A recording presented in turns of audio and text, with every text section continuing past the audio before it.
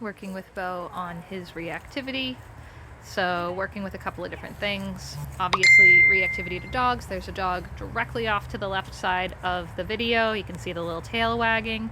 My husband is handling Louise. She's one of the feral dogs that we have.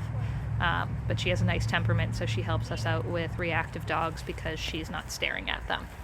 When we're working with dogs who have big feelings with other dogs, we're using a nice neutral dog just to get them started. It's way easier than just taking them out to the trail and using whatever dog we come across, because a lot of times those dogs are reacting strongly to the reactive dog. It just makes it harder to get good reps in. So if we have control of the other dog, it makes it so much easier for us to teach the dog what we're looking for. So you can see here Bo's sniffing. We've worked for the first couple of days on his food motivation, taking food outside, paying attention to us outside. Leash manners, he's doing really nicely with that, as well as teaching him what the e-collar means.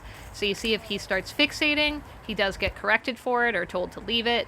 I do not care if he's looking. Looking is much less intense than staring. He is allowed to look. He's not allowed to stare, because staring usually ends up leading to that reactivity that we are worried about.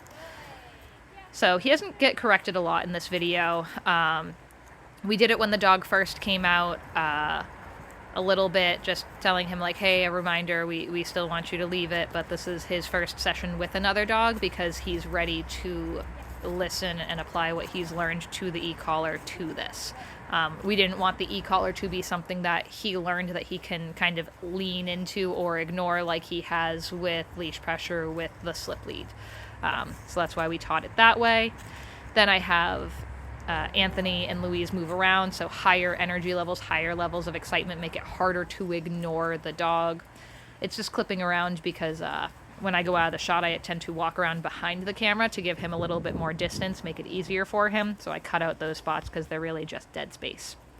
So probably a 15-minute training session, and we keep these pleasantly short so that he can be successful. He didn't have any reactions. He didn't have any blow-ups. He was very interested in her. If we allowed him to stare, he very likely would have resulted in that blowing up barking reaction, but he just didn't get to that place. So really happy with how this first interaction went for him.